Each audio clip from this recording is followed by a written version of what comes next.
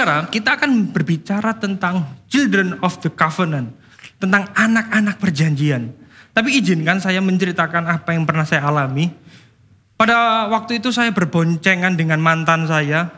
Sekarang sudah jadi istri sih. Kami menggunakan motor matic ya waktu itu. Saya tidak memperhatikan indikator tangki bahan bakar. Saya berkendara, habis makan sate taichan, itu saya ingat sekali. Kenyang. Tapi gara-gara motornya mogok, lapar lagi saudara ya. Kami akhirnya menuntun motor itu. Berkilo-kilo, berjam-jam. Waduh, kok nggak ada kios? Nggak ada kios bensin eceran. Karena mungkin Ed Sheeran sudah jadi penyanyi. Nggak nyambung ya saudara. Jadi nggak ada kios bensin sama sekali. Sampai pada suatu saat ada bapak, ada mas-mas ojek online menghampiri kami. Kenapa? Ya mogok bro. Tanya, gak mungkin tiba-tiba nuntun motor begitu saja. Mau saya bantu. Kami serempak mengatakan, oh enggak usah, makasih mas. Orang itu berusaha mendesak. Ayo saya bantu. Udah makasih. Saya melihat hatinya tulus. Wajahnya itu enggak ada maksud jahat. Saya melihat orang ini enggak bermaksud ngecuan atau melakukan sesuatu yang buruk pada kami. Saya bantu. Oh enggak usah, terima kasih. Kenapa kayak kami menolak? Karena kami merasa bahwa pom bensin sudah dekat di sana. Kami merasa halah paling habis gini udah ada pom bensin. Kami menuntun motor itu terus. Kok gak sampai ya? Kok capek ya? Nafas kami sudah mulai terengah-engah. Pada akhirnya sampai cekcok. Kamu sih gaya-gaya nolak-nolak. Kamu sih gaya-gaya gak mau dibantuin. Ya gak tahu. Karena pada waktu itu saya merasa sudah dekat. Saya merasa masih kuat. Saya merasa bisa sampai pom bensin. Ya akhirnya sampai, tapi waduh, keringetan, kalau bahasa Surabaya itu keringetan gobios saudara. Karena lelah nuntun motor. Saudara, sebenarnya di dalam kehidupan seringkali kita merasa lelah. Baik itu secara mental maupun itu secara spiritual. Karena kita merasa masih mampu. Kita masih merasa kuat, kita bisa menjalaninya. Padahal perasaan-perasaan mampu, perasaan kuat, itu adalah perasaan yang menipu. Itu adalah perasaan yang berbahaya. Oleh karena itu saudara, hari ini Rasul Paulus kembali menasihati dan mengingatkan orang Galatia. Saya percaya ini juga relevan bagi kita semua. Dia mengingatkan pada orang-orang Galatia, kamu itu adalah anak-anak perjanjian. Kamu itu bukan anak-anak hamba. Seringkali tapi kita diperbudak, kita kembali kepada pola-pola perhambaan. Kita kembali pada pola-pola manusia. Padahal kita sudah mengerti Injil. Oleh karena itu kita akan kembali melanjutkan firman Tuhan. Saya ingin kita membaca bergantian. Dari Galatia 4 ayat 21 sampai 31. Kita akan membaca bergantian Bapak Ibu. Galatia 4 ayat 21. Katakanlah kepadaku, hai kamu yang mau hidup di bawah hukum Taurat. Tidakkah kamu mendengarkan hukum Taurat, saudara? Bukankah ada tertulis bahwa Abraham mempunyai 2 anak. Seorang dari perempuan yang menjadi hambanya dan seorang dari perempuan yang merdeka. Tetapi anak dari perempuan yang menjadi hambanya itu diperanakkan menurut daging. Dan anak dari perempuan merdeka itu oleh karena janji. Saudara, ini adalah suatu kiasan sebab kedua perempuan adalah ketentuan Allah. Yang satu berasal dari Gunung Sinai dan melahirkan anak-anak perambaan. Itulah Hagar. Hagar itulah Gunung Sinai di tanah Arab. Dan ia sama dengan Yerusalem yang sekarang. Karena ia hidup dalam perhambaan dengan anak-anaknya. Tetapi Yerusalem surgawi adalah perempuan merdeka. Dan ialah ibu kita. Karena ada tertulis, bersukacitalah hai si mandul yang tidak pernah melahirkan. Bergembira dan bersorak-sorailah hai engkau yang tidak pernah menderita sakit bersalin. Sebab yang ditinggalkan suaminya akan mempunyai lebih banyak anak daripada yang bersuami. Dan kamu, saudara-saudara, kamu seperti Ishak adalah anak-anak janji. Tetapi seperti dahulu, dia diperanakkan menurut daging, menganiaya yang diperanakkan menurut roh. Demikian juga sekarang ini. Tetapi apa kata nas kitab suci? Usirlah hamba perempuan itu beserta anaknya. Sebab hamba perempuan itu tidak akan menjadi ahli waris bersama dengan anak-anak perempuan merdeka itu. 31 kita baca sama-sama. Karena itu saudara-saudara, kita bukanlah anak hamba perempuan, melainkan anak-anak perempuan merdeka. Demikian jauh pembacaan firman yang kita lakukan. Berbahagialah kita yang sudah membacanya, merenungkan dan melakukannya di dalam kehidupan kita sehari-hari. Amin. Kita akan belajar. Yang pertama, alasan mengapa Rasul Paulus menggunakan kiasan melalui kisah Hagar dan Sarah.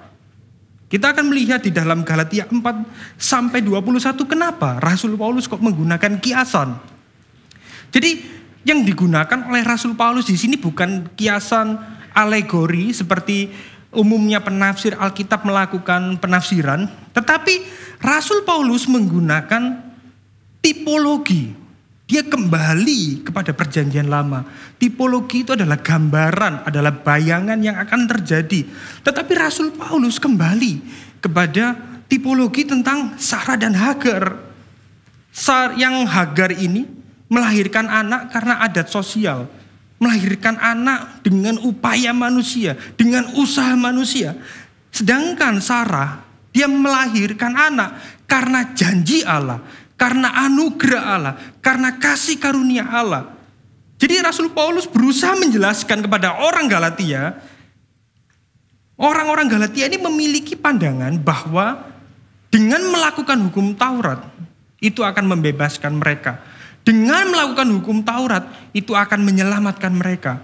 Tetapi justru Rasul Paulus mengatakan justru hukum Tauratlah yang akan membawa mereka ke dalam perbudakan. Kita lihat di Galatia 4 yang ke-24. Dalam teks ini Rasul Paulus menggunakan kiasan melalui kisah Hagar. Dia mengkonekkan, menyambungkan, menyamakan antara Hagar dan Gunung Sinai. Kenapa kok Rasul Paulus menggunakan kiasan ini? Kenapa Gunung Sinai dikaitkan dengan Hagar? Ini adalah sebuah hubungan yang tidak lazim. Penafsir Yahudi tidak pernah melakukan hal demikian. Karena justru kalau kita berbicara tentang hukum Taurat, kita berbicara tentang Taurat yang pertama kali diterima oleh bangsa Israel, Musa menerima tablet itu di mana? Gunung Sinai. Semestinya Taurat itu adalah tanda tentang orang-orang perjanjian. Menandakan orang-orang umat yang telah dipilih Allah. Nah sedangkan Hagar, dia itu budak. Dia itu gondeknya Sarah. Kok dikaitkan? Justru kalau kita ngomong budak, itu adalah bangsa di luar Israel. Bangsa-bangsa lain di luar Israel. Tetapi Rasul Paulus mengkaitkan ini. Mengapa Rasul Paulus menyamakan Hagar dan Gunung Sinai? Menarik saudara. Ada dua persamaan di sini. Hagar melahirkan Ismail menurut daging atau mencari jalan keluar melalui hikmat manusia. Nah, kenapa kok bangsa Israel? Bangsa Israel pertama kali menerima hukum Taurat. Waktu menerima tidak salah.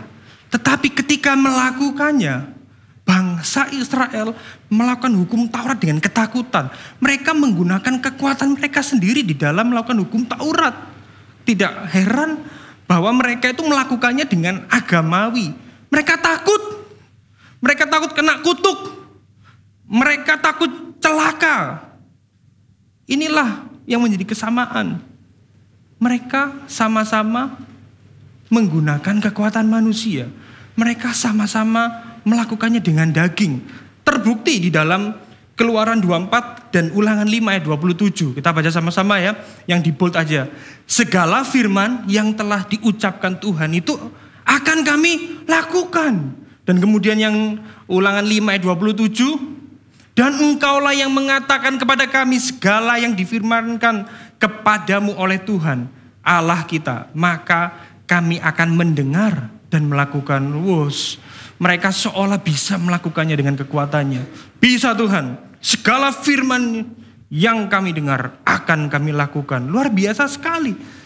Tetapi ketika mereka mengatakan ini, hatinya jauh daripada Allah. Hatinya tidak condong kepada Allah. Justru ketika mereka mengatakan demikian, mereka mengalami jatuh bangun. Kita melihat bangsa Israel gagal, saudara. Kita melihat bangsa Israel tidak ada yang berhasil. Oleh karena itu, mengapa Rasul Paulus mengatakan demikian? Intinya saudara, ketika kita melakukan sesuatu dengan terpaksa dan ketakutan, sebenarnya itu adalah tanda bahwa itu bukan berasal dari hati. Itulah yang dimaksud dengan perbudakan. Kalau kita melakukan segala sesuatu karena terpaksa, ya supaya diberkati, supaya nggak kena kutuk, itu perbudakan saudara. Itu agamawi. Tuhan itu tidak menginginkan demikian. Oleh karena itu ini saudara, Injil itu mengajarkan orang percaya melakukan segala sesuatu itu bukan dengan terpaksa, amin. Melainkan dengan kesadaran bahwa Allah telah mengasihi terlebih dahulu. Allah terlebih dulu berinisiatif, itulah Injil. Oleh karena itu, kenapa kok Anda ketika melayani tempat ini, kenapa kamu melayani? Karena Yesus sudah melayani aku terlebih dahulu. Jadi tidak ada motivasi apapun. Kenapa aku memberi? Karena dia sudah memberikan nyawanya. Itulah hal-hal yang digerakkan oleh Injil. Kita boleh merenungkan, apakah selama ini ketika kita beribadah, ketika kita menyembah Tuhan, ketika kita memberi, apa ini hanya terpaksa atau kita sadar bahwa Kristus sudah melakukannya bagi kita terlebih dahulu. Injil itu mengajarkan kita itu melakukannya dengan kasih, saudara. Dan kita lihat di sini, saudara, Rasul Paulus juga memberikan analogi melalui Sarah. Dia menggunakan perbandingan antara Hagar dan Sarah, saudara. Hagar ini melambangkan perempuan terikat. Maka anaknya, kalau dalam tradisi budaya di masa itu, kalau mamanya budak, otomatis anaknya juga budak. Ismail itu anak yang dilahirkan dari perbudakan. Dan Hagar ini melambangkan Old Covenant, perjanjian lama. Dan juga berbicara tentang Yerusalem secara fisik, Yerusalem bumiah. Ketika kita berbicara tentang Sarah, ini melambangkan perempuan merdeka. Dan Sarah melahirkan Ishak. Yang Alkitab mencatat bahwa Ishak ini adalah anak janji. Yang dimaksudkan anak janji itu bukan berdasarkan kemampuan Sarah, bukan berdasarkan kemampuan Abraham, tapi inisiatif Tuhan, tapi kehendak Tuhan, tidak dipengaruhi dengan perbuatan atau tindakan dari Abraham maupun Sarah. Ini berbicara tentang New Covenant, tentang perjanjian baru, dan berbicara tentang Yerusalem sorgawi. Sederhananya, Rasul Paulus ingin mengatakan, kalau kamu di bawah gunung Sinai, kamu itu adalah Hagar, kamu itu perbudakan. Kalau kamu perbudakan, kamu menganut teori perjanjian lama, maka kamu harus melakukannya itu dengan sempurna. Tapi di sini Sarah, ini anugerah, ini kasih karunia.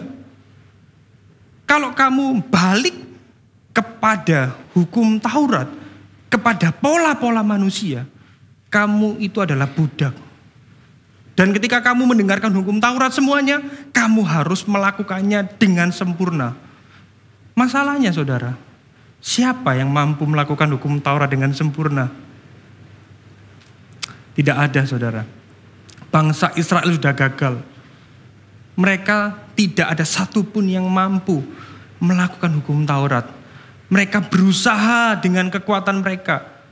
Mereka berusaha baik.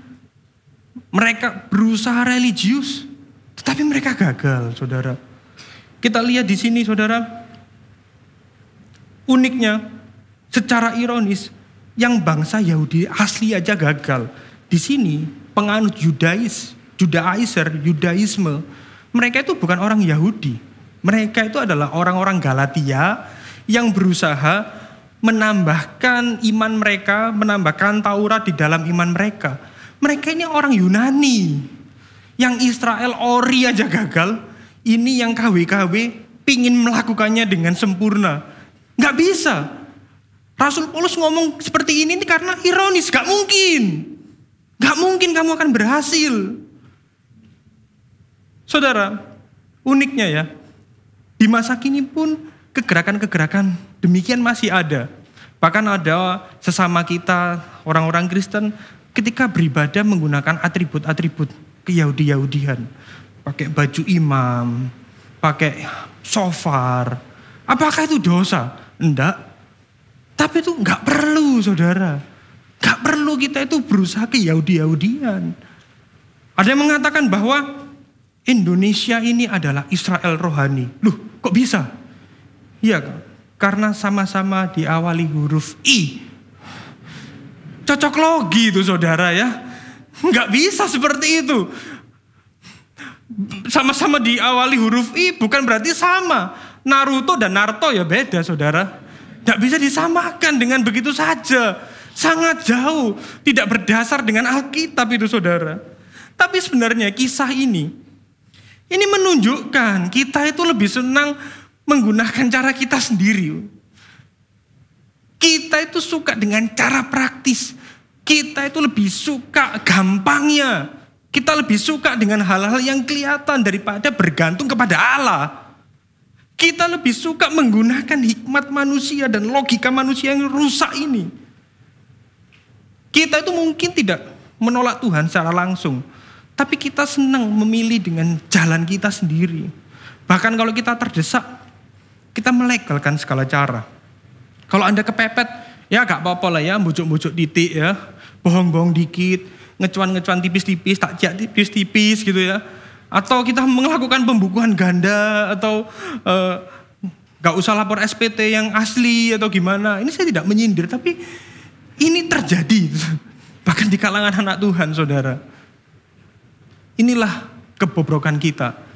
Menunjukkan bahwa kita itu tidak mampu kalau bukan anugerah Allah yang mengcover kita. Amin. Kita itu rentan berdosa. Kita itu rentan berbuat salah. Kalau bukan anugerah, binasa semua kita, saudara. Mati semua kita. Tapi Allah itu senantiasa memberikan anugerah. Kita itu, saudara, seringkali kita diperbudak dengan aturan-aturan dunia yang justru bertentangan dengan Injil Kristus. Kita diperbudak dengan pola-pola dunia yang populer. Kalau enggak tampan, enggak punya follower, kalau enggak punya uang banyak, kalau enggak dapat mantu kaya, kalau enggak sukses, malu aku. Kalau enggak ada yang like Instagram, kalau enggak ada yang subscribe YouTube, malu. Bukankah ini perbudakan-perbudakan modern? Hari ini mungkin kita sudah tahu, kita di bawah hukum kasih karunia. Kita bukan berada di dalam Taurat. Tetapi di dalam hidup ini, faktanya kita seringkali diperbudak dengan hal-hal yang demikian. Kita nggak sadar. Tetapi biarlah hari ini kita merenungkan bahwa hal-hal yang sifatnya sementara ini mungkin baik. Tapi bisa membawa kita ke dalam perbudakan-perbudakan. Kalau hati kita melekat pada hal-hal yang sifatnya materi itu, saudara. Atau kita diperbudak dengan aturan-aturan legalistik atau kegiatan agamawi. Saya tidak menentang kegiatan agamawi. Ke gereja ini adalah kegiatan agamawi. Baik, saudara, sangat baik. Tetapi kalau ini hanya formalitas, hanya karena ya supaya kelihatan Kristen ya, supaya kelihatan orang percaya, aku tak ke gereja, supaya dianggap baik, aku tak ke gereja. Ini perbudakan, saudara. Ini adalah legalistik, saudara. Jika kita orang percaya kembali menambahkan perbuatan untuk mencoba berkenan pada Allah, artinya ia menyerahkan diri kepada perbudakan dan melepaskan kebebasan yang dimiliki di dalam Kristus. Biarlah kita merenungkan akan hal ini. Oleh karena itu di poin yang kedua, kita akan belajar Allah menghendaki orang percaya berhenti menggunakan cara manusia untuk mencoba hidup berkenan pada Allah. Galatia 4 ayat 28 mencatat, dan kamu saudara-saudara, kamu sama seperti Isa, adalah apa? Anak-anak janji. Di sini Rasul Paulus kembali mengingatkan bahwa kita adalah anak-anak janji. Anak-anak janji adalah anak yang bukan dihasilkan dari cara manusia yang mencari solusi, tetapi Allah yang berinisiatif untuk mencari solusi atas permasalahan manusia. Memang kita memiliki banyak masalah, saudara. Masalah kita apa sih? Finance, kesehatan, jodoh. Yang muda-muda nggak usah takut jodoh. Jodoh di tangan Tuhan. Ya, namanya Johan bersukacitalah. Jadi nggak usah takut dengan apa yang kita alami, saudara. Kita seringkali ribut, galau dengan masalah yang kita hadapi. Ingatlah masalah terbesar kita, dosa, sudah diselesaikan di kayu salib. Amin. Kita adalah anak-anak perjanjian. Supaya lebih jelas menguraikan teks ini, kita akan melihat dari Galatia yang ayatnya yang ke-22 dan 23. Di sini Rasul Paulus kembali di dalam kisah Abraham. Bukankah ada tertulis bahwa Abraham mempunyai 2 anak? Yang seorang dari perempuan yang menjadi hambanya, dan seorang dari perempuan merdeka. Yang ayat 23 mengatakan, tapi anak dari perempuan yang menjadi hambanya itu diperanakkan menurut daging. Dan anak dari perempuan yang merdeka itu karena janji. Apa maksudnya, saudara? Kita akan melihat mundur dalam perjanjian lama. Kita akan melihat Kejadian 15, 16 sampai 17. Tapi saya akan membahasnya dengan cepat karena akan mundur di dalam kitab Kejadian. Ini kisah tentang Abraham ya, saudara. Lagi kata Abraham, engkau tidak memberikan kepadaku keturunan, sehingga seorang hambaku ini menjadi ahli waris. Jadi di sini Abraham mengalami kegalauan. Aku punya banyak hal, tapi aku gak punya ahli waris. Sampai dia berkata kepada Tuhan, ini Tuhan, engkau kan gak ngasih aku keturunan kan? Ini aja loh hambaku yang akan menjadi ahli warisku.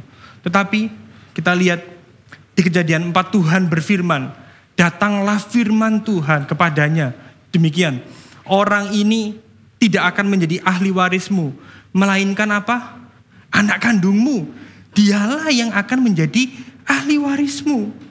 Tuhan ngomong, kamu akan punya keturunan sendiri. Tapi Abraham gak percaya sekali lagi. Gak bisa Tuhan. Dia memikirkan cara. Dia mulai mencari solusi atas permasalahan dia sendiri. Kita lihat di dalam Kejadian 16. Nah ini, Sarai bahkan berburuk sangka pada Tuhan. Ini ya saudara, berkatalah Sarai kepada Abraham, engkau tahu Tuhan tidak memberi aku melahirkan anak. Kasarannya seperti ini Sarai ngomong, sudahlah Tuhan itu gak mau aku punya anak. Ini tak kasih hambaku Hagar aja yang akan melahirkan keturunan bagimu. Dia yang akan menggenapi janji. Hagar ini bukan kehendak Tuhan, tapi rancangan manusia, rancangan Sarah, rancangan Abraham. Kita lihat di ayat berikutnya saudara. Yang keempat, Abraham menghampiri Hagar, lalu mengandunglah perempuan itu. Ketika Hagar tahu bahwa ia mengandung, ia memandang rendah akan nyonya itu. Yang ayat kelima, lalu berkatalah Sarai kepada Abraham, penghinaan yang kuderita ini adalah tanggung jawabmu. Akulah yang memberikan hambaku ke pangkuanmu. Tetapi baru saja ia tahu bahwa ia mengandung, ia memandang rendah akan aku. Di sini kita melihat penderitaan mulai ada. Sarah mulai menderita karena apa? Dia dipandang rendah. Mas Bram, aku dinyek, aku dihina sama Bu Ren satu ini. Aku dihina sama ART ini. Ya apa? Kurang ajar dia itu. Dia itu hamba.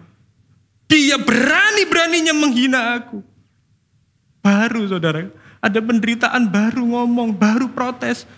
Salahnya siapa? Salahnya siapa saudara? Sarah. Salahnya Sarah. Sarah memberikan alternatif kepada Abram.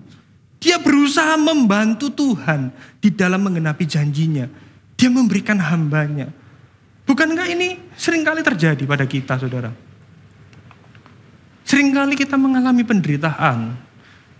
Kita mengalami kesengsaraan. Itu salah kita sendiri, saudara. Tapi faktanya, kita seringkali menyalahkan Tuhan. Bahkan kita berasumsi negatif. Kita berasumsi buruk kepada Tuhan. Padahal itu salah kita sendiri.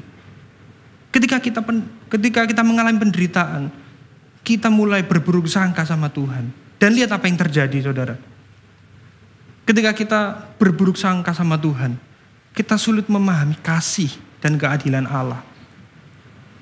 Kita sangat mudah menyalahkan keadaan. Kita sangat mudah menyalahkan Tuhan ketika kita mengalami penderitaan. Kita kesulitan mengerti kehendak Tuhan di dalam menjalani kehidupan. Oleh karena itu, saudara, jangan berasumsi yang negatif pada Tuhan. Kita harus punya keyakinan bahwa Allah yang kita sembah, Tuhan yang kita sembah, itu adalah Tuhan yang baik. Amin. Dia adalah Tuhan yang baik. Dia tidak pernah merancangkan kejahatan di dalam kehidupan kita. Kalau Tuhan mengizinkan ada penderitaan, supaya hati kita itu berbalik kepada Tuhan. Supaya kita kembali bergantung kepada Tuhan, saudara. Inilah yang dimaksud oleh Rasul Paulus kehendak daging. Di dalam Galatia 4 ayat 23. Anak dari perempuan yang menjadi hambanya itu diperanakkan menurut daging. Daging ini berbicara apa, saudara? Kenapa kok saya khotbah selalu kena daging ya, saudara? Mengapa dikatakan menurut daging? Karena Abram menggunakan kekuatannya sendiri. Abram berhenti mengandalkan Tuhan. Dia malah menggunakan kecerdikannya dia sendiri. Dia malah menggunakan hikmatnya sendiri. Dia menggunakan caranya sendiri. Dan anak yang dihasilkan itu adalah anak menurut daging, saudara. Kita melihat bahwa Abraham sudah gagal. Tetapi kita juga melihat Tuhan itu tidak gagal. Tuhan tidak gagal di dalam menepati janjinya. Kita lihat di dalam Kejadian 17 ayat 16. Aku akan memberkatinya dan daripadanya aku akan memberikan kepadamu seorang anak laki-laki. Bahkan aku akan memberkatinya sehingga ia menjadi ibu bangsa-bangsa. Ini adalah Sarah yang dimaksud. Raja-raja bangsa-bangsa akan lahir daripadanya. Ketika ayat ini dicatat oleh Alkitab, ini Abraham sudah berusia 100 tahun. Sarah berusia 90 tahun.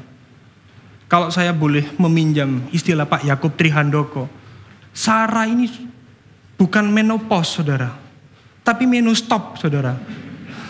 Kalau YouTube itu di pause itu berhenti, bisa mens lagi. Kalau Sarah 90 tahun udah stop, nggak bisa. Tetapi di sini Tuhan menunjukkan caranya.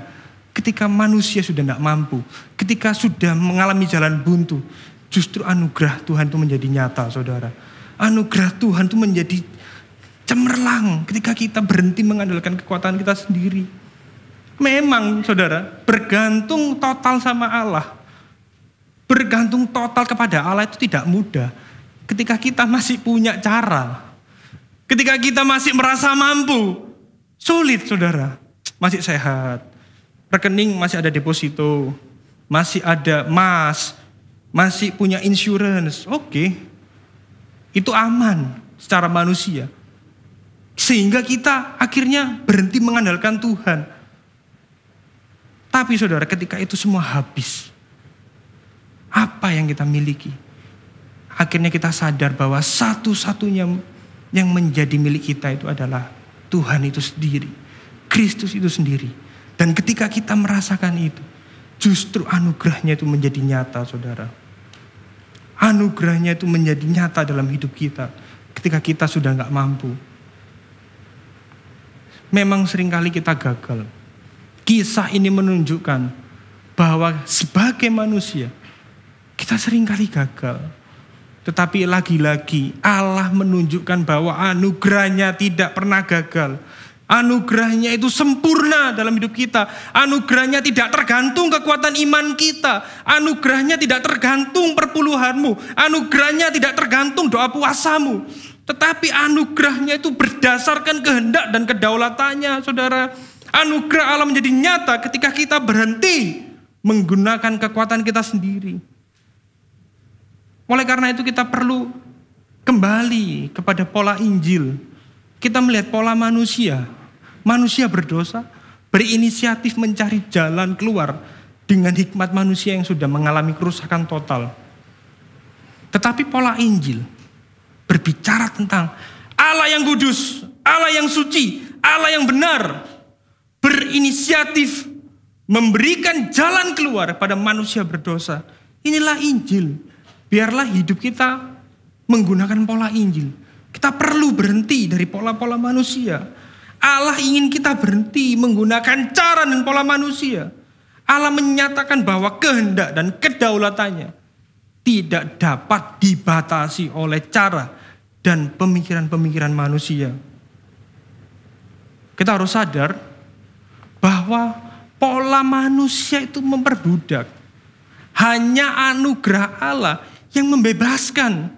Jika kita berusaha mengatasi rasa malu, kita mencoba bermoral, kita mencoba menjadi religius dengan usahamu sendiri, itulah yang membawa kita pada perbudakan. Justru itulah yang akan memperbudakmu. Yang perlu kita lakukan, kita mengikuti pola Injil. Yesus sudah mati bagi kita.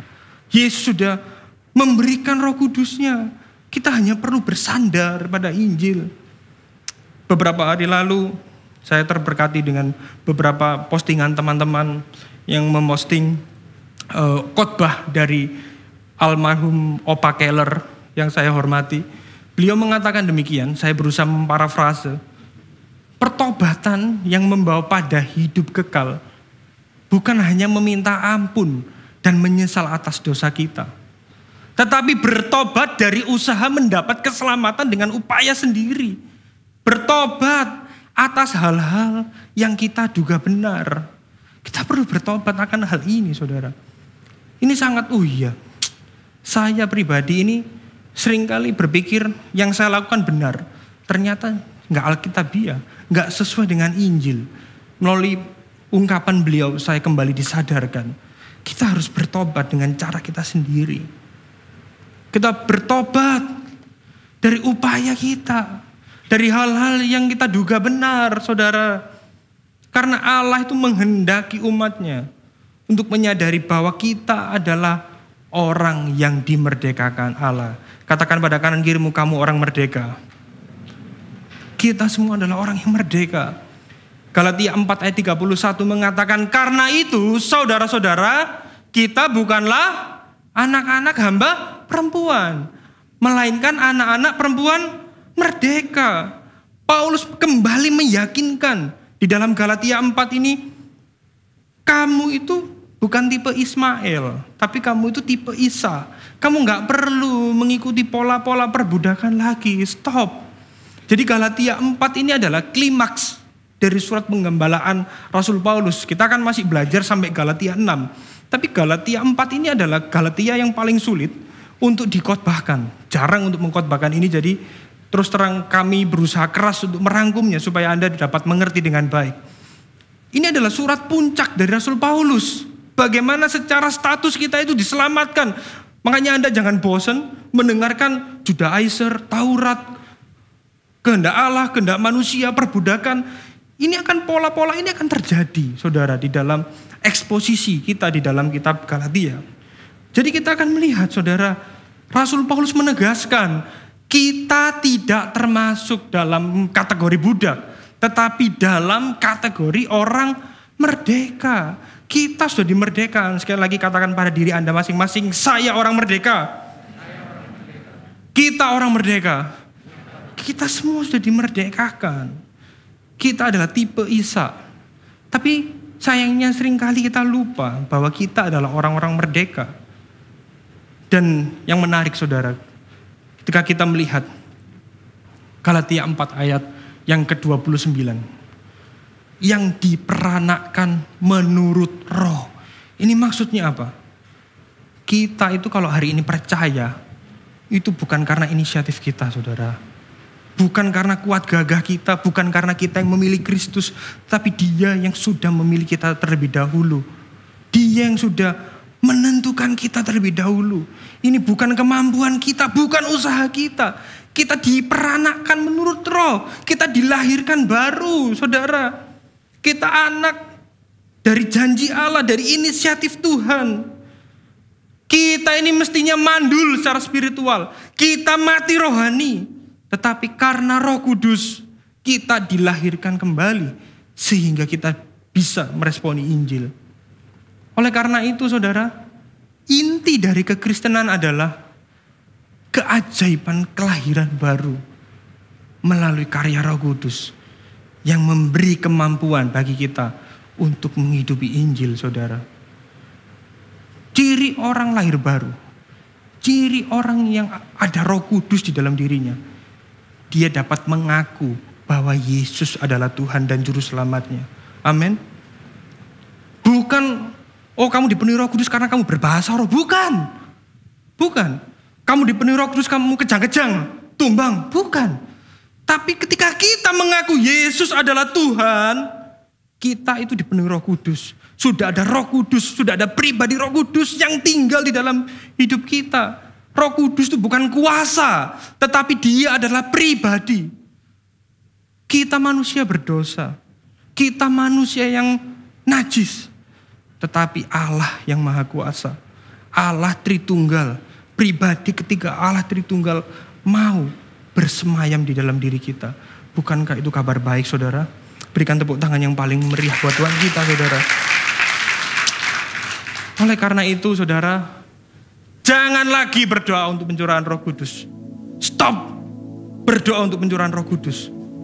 Roh Kudus sudah dicurahkan di dalam hati kita sebagai orang percaya. Gak usah mohon-mohon. Roh Kudus, masuklah hatiku. Masuklah hatiku.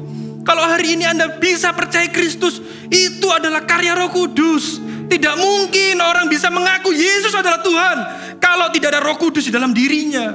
Stop. Berdoa untuk pencurahan Roh Kudus. Tidak ada Pentakosta ketiga selanjutnya dan selanjutnya. Roh Kudus sudah dicurahkan 2000 tahun lalu. Dia dicurahkan ke dalam hati orang-orang percaya. Sehingga orang percaya dapat meresponi Injil. Dapat menghidupi Injil. Itu karena Roh Kudus, saudara. Stop mencari urapan dari hamba Tuhan. Dari pastor manapun. Kalau deket-deket seorang pastor Anda dapat urapan. Kemarin ada postingan. Jangan-jangan itu bukan pastor. Tapi itu router wifi, saudara. Nggak bisa. Roh yang sama, roh yang ada dalam saya, dalam Pastor Mike, dalam diri Anda, itu sama. Kalau rumah Anda ada gangguan gaib katanya, gak usah panggil hamba Tuhan, stop. Anda bisa berdoa sendiri. Kalau ada rekan Anda sakit, saudara Anda sakit, doakan. Gak usah tergantung hamba Tuhan lagi. Roh yang sama itu sudah tinggal di dalam diri kita. Dia yang memampukan kita, dia memberikan kuasa yang sama. Itulah arti dari Pentakosta. Itulah saudara. Roma 8 ayat 2-3 kita baca sama-sama saudara. 1, 2, 3. Roh yang memberi hidup telah memerdekakan kamu dalam Kristus dari hukum dosa dan hukum maut. Yang 3, sebab apa yang tidak mungkin dilakukan hukum Taurat karena tak berdaya oleh daging telah dilakukan oleh anak Allah dengan jalan mengutus anaknya sendiri dalam daging yang serupa dengan daging yang dikuasai dosa karena dosa. Ia menjatuhkan hukuman atas dosa di dalam daging. Beri kemuliaan yang paling meriah buat Tuhan kita. Kita semua orang percaya sudah ada Roh Kudus. Dia tinggal di dalam diri kita. Kalau Anda bingung di ayat ketiga mengatakan, Yesus dikuasai dosa? Bukan itu maksudnya, saudara. Maksudnya adalah dia itu serupa dengan daging. Dia itu bukan berdosa, melainkan dia mengambil kodrat manusia yang rusak. Tetapi dia tidak tercemar oleh dosa. Dia melakukan Taurat dengan sempurna. Dia melakukan hidup dengan sempurna. Dia tak tercemar dengan kuasa dosa, saudara. Dia adalah Allah sejati. Dia manusia sejati. Tetapi dia menjalankan misinya menjadi manusia sempurna, saudara. Kristus rela mengambil rupa sebagai hamba. Dia tunduk dan taat dengan sempurna, menaati hukum Taurat. Dia tunduk dan sempurna menaati tuntutan Taurat. Supaya apa, saudara? Supaya kita yang ada di dalam Kristus, kita dimerdekakan. Kita dimerdekakan dari tuntutan Taurat. Dan kita diadopsi menjadi anak Tuhan. Oleh karena itu kita bisa memanggil Tuhan kita, ya Aba, ya Bapa. Itu panggilan yang paling dekat, saudara. Itu panggilan yang paling intim, saudara. Ketika kita bisa memanggil Allah, kita bisa memanggil Tuhan kita, ya Aba, ya Bapa. Kristus rela lahir menjadi manusia sejati dan rela menjalani hidup sebagai manusia, namun dia tidak berdosa. Supaya kita yang mati rohani, kita dilahirkan kembali oleh karya Roh Kudus. Dan Roh Kudus yang sama itu memampukan serta mendampingi kita untuk menjalani hidup serupa dengan Kristus. Amin. Sekali lagi berikan sorak-sorai yang paling meriah buat Tuhan kita, saudara. Apa respon kita ketika kita mendengarkan Injil ini? Bertobat dari kecenderungan hati kita yang mengandalkan kekuatan kita sendiri. Bertobat dari cara kita untuk mendapat perkenanan dari Tuhan. Dan kita perlu untuk terus-menerus memandang karya salibnya. Kita memandang dan merenungkan karya salib yang sudah selesai bagi kita. Amin, saudara. Saya juga ingin kita sama-sama bereflektif. Kita mengevaluasi diri kita. Solusi praktis apa yang sering kita lakukan ketika kita menghadapi masalah? Anda bisa jawab di rumah Anda bisa jawab dalam hati Anda. Apa yang seringkali menjadi solusi praktis?